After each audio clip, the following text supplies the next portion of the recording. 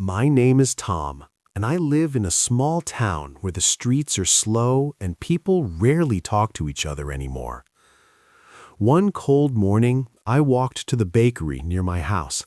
The sky was gray, like it had forgotten how to smile. Everyone passed quietly. Faces looked tired, eyes filled with worry. I stood in line at the bakery. The man in front of me looked angry because the line was moving slowly. The woman behind me sighed loudly, tapping her foot on the floor. For a moment, I felt like the whole town had become silent, cold, and heavy. Then, something small changed everything. An old lady at the corner dropped her bag, and apples rolled on the floor. I helped her pick them up. When she looked at me, she smiled. Not a normal smile, but one full of warmth and gratitude. That smile, it touched me deeply. It was like sunlight breaking through the gray sky. Suddenly, my day felt lighter. I smiled back at her. Then, the man in front noticed and smiled too. The woman behind stopped sighing and smiled faintly as well. That tiny moment made the bakery feel warm again. And that was the day I learned something powerful. A smile can spread faster than sadness. After leaving the bakery, I walked down the street holding a warm piece of bread. The air still felt cold, but something inside me had changed. I noticed a man sitting alone by a bench. His clothes were old and he looked tired.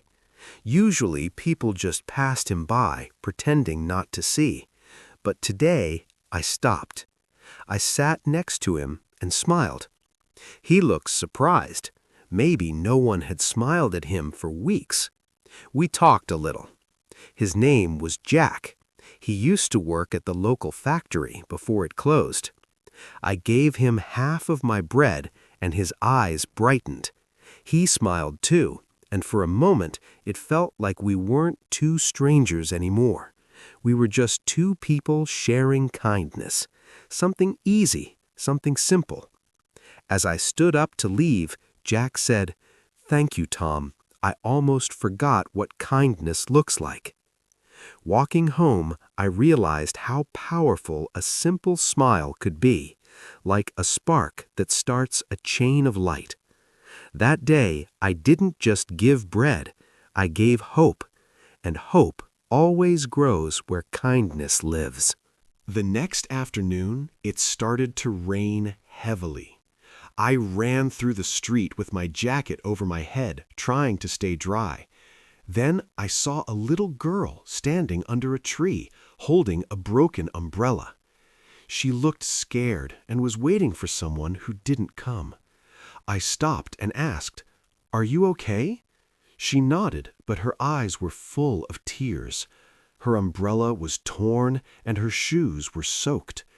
I gave her mine. She smiled, that same warm, shining smile I had seen before at the bakery. It was amazing how smiles connected people, even strangers. I walked beside her until she reached her home. Before going in, she turned and said, "Thank you, mister. Mom says smiles make sad hearts light again." I waved and smiled back. The rain didn't feel cold anymore. It felt alive, like it was washing away sadness and bringing something pure. Kindness has its own kind of sunshine, even in the rain. The next day, I visited the old bookstore in town. It was quiet there, almost too quiet. The owner, Mr. Henry, was usually happy, but today his shoulders were low. I asked him what was wrong. He sighed and pointed to a stack of unopened boxes.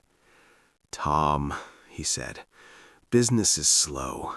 I might have to close this place. I love these books, but no one comes in much anymore." Mr. Henry loved telling stories about the books. I knew many people needed his stories, but they seemed too busy looking at their phones or rushing past. I sat down near an old dusty shelf and started reading aloud from a classic adventure book. I read with energy, giving the characters different voices. At first, no one paid attention, but slowly, a few people stopped near the entrance. Then, a young woman sat down on the floor to listen. I kept reading. I didn't look at them. I just kept telling the story. When I finished a chapter, the young woman clapped once, softly. Mr. Henry looked up, surprised, and a small smile appeared on his face. "That was wonderful, Tom," he whispered.